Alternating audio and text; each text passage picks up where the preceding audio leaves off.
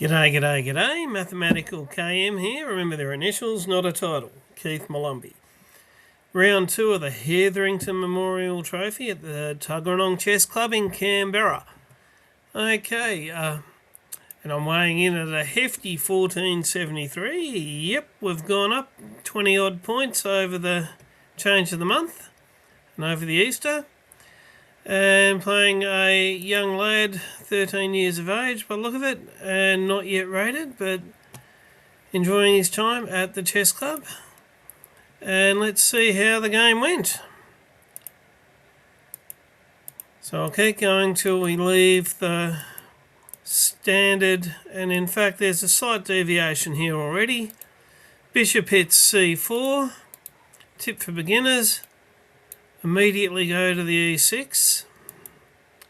So played, he's castled, thrown in the a6 earlier than the b6 just to keep don't want any checks or mucking around with that bishop. It's one of our standard moves, and just by the bishop itself being there we weren't getting a pawn on c4, so the pawn to a6 was on the menu. And now there's really no chance of that pawn coming here. Knight into the middle. He centralised a rook. Let's play and keep knights and bishops out of g5. Let's just go back a little. Providing a hook. Like the name of this video, you will have already seen the thumbnail, and I'm guessing it just might be the Harry Trap King Opener. Harry has poked his head forward, potentially providing a target and a hook. It's not in my plans yet from what's happened so far.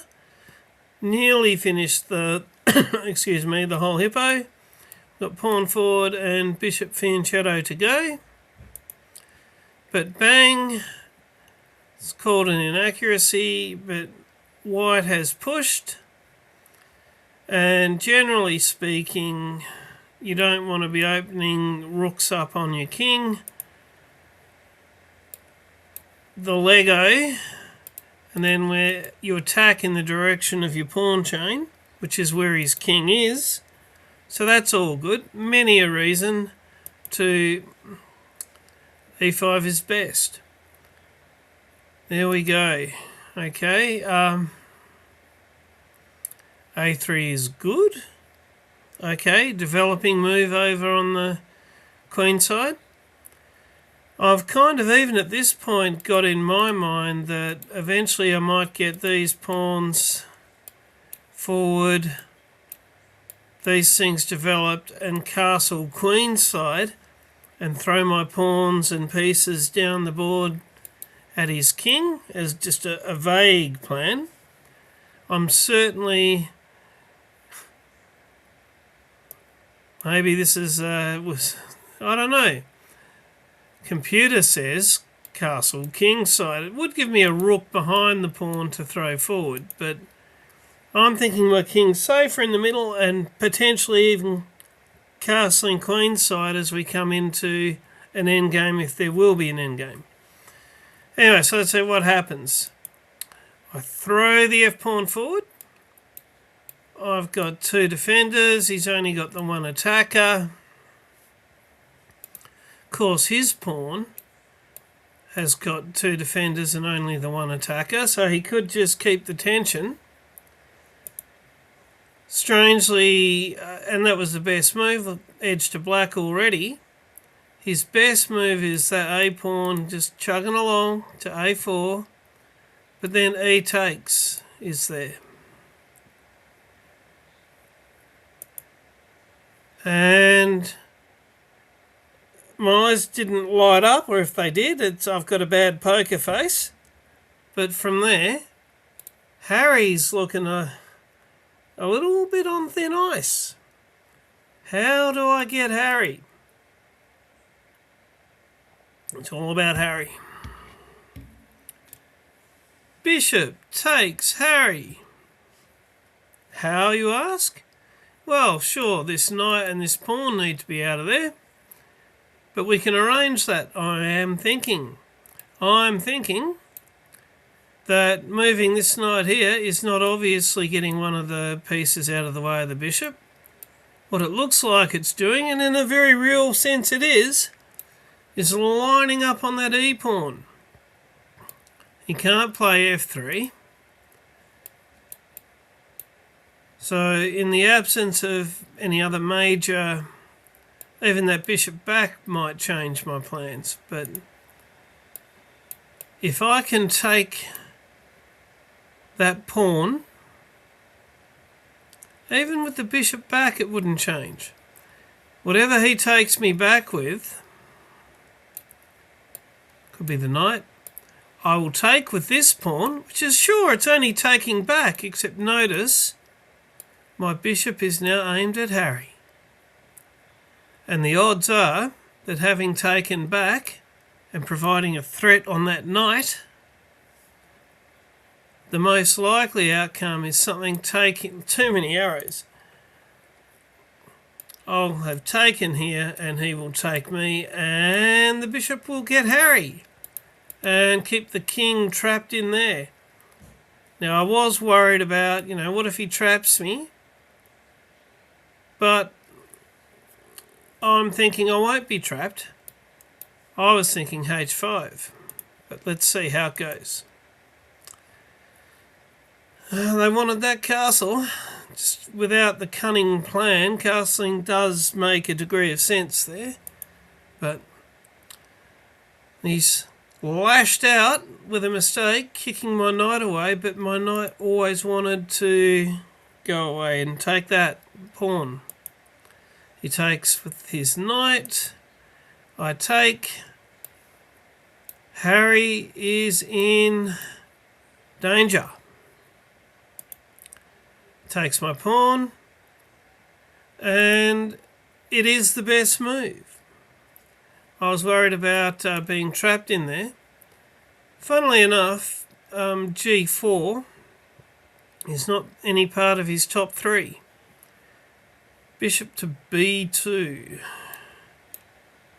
Just getting some more development and throwing some other stuff at me before I can get at him appears to be the go. But he's had a go at trapping my bishop in there. Now, it is interesting because I know this rook is lined up on that pawn. If I just don't do anything, if I made a silly move over here, his king would clean up my bishop, which would have nowhere to go. I need to be able to be attacking that pawn from one of these, and then the bishop can come back, take the pawn. If the rook takes, then the pawn can take or the queen can take. And queen d7, because it's developing the queen, getting the queen closer to the king faster, that is a far superior move to what I did play. Not that there's anything that bad with what I did play. The other thing about that is it allows that castling if I want to get the other rook in. But I've gone with h5. It's given us a mistake. And there is his best move is a side edge to white at this point. Everything else is terrible and heavily in black's favour. He had to find knight to g5, which is ignore what's happening with the pawn, come flying in here, and I think that if you go down the line, making some very real threats like knight here, threatening the queen and the bishop, which is the bishop is hanging, the queen isn't, the queen has to move, knight takes bishop if I allow that whole shenanigan to happen. But he needed to spot that two-move stratagem, and he missed it. Very human. He took the pawn with his pawn. Best move here is rook takes. Rook is now protecting the bishop, and there's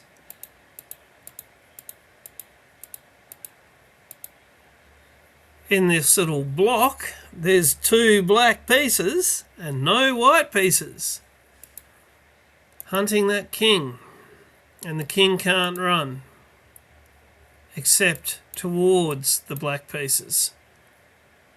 Really need to get the queen over there. He's thrown a rook across. The rook is protected by the knight, threatening a trade with my rook. And if I take him and he takes me, then it's just diluting the attack. So I'll give myself a little bit of kudos for queen on the same line as the bishop. I was going to, at this point, rook takes bishop might even, no, it's really -3.5. It feels like worse. His best move at this point, bishop to f1. That makes a degree of sense. That would give him something to block any check, and at the moment I can't make that check because it's covered by his knight. So that check's out. The check that I really want to make is out because his rook's still alive, and bishop to f1 is getting a reinforcement across. And you can see if he plays the correct move, then my next one is kill his rook, get the knight moved, take his reinforcement. Then I'm up 4 points of material. Well, that won't last too long. Oh, it was my move. Yeah, up 4 points of material and get the bishop out of there. And his king is still trapped. And my queen's threatening to come across. -5, so still not good, but better than... Let's see how we did go down. He's taken my rook with his rook. I mean, yeah, it's a rook and you don't want it anywhere near your king.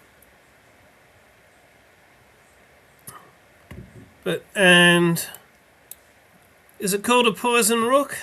If I take the rook, it's a waste. G times h5, it'd be called a mistake, I'm sure. It's -3.19. It's a miss. But we didn't play that. We played queen to g4 check. That king has got a choice of 2 squares. Either one of them end with checkmate.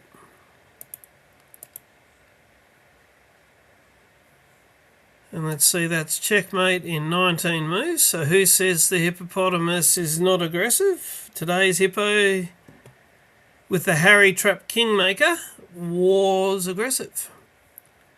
Let's have a look at the review. Highlights 86. Yeah, the big one was should have developed the queen and not gone for the pawn. I should have looked for better. Thank you, Aman and the Chess Bros. Anyway, so that's the first game back in the W column. So 1 out of 2 in the Hetherington Memorial on the Monday nights at Tuggeranong Chess Club. This Thursday night's another holiday, so you'll get your next video next Monday. Like, share, subscribe. Bye for now.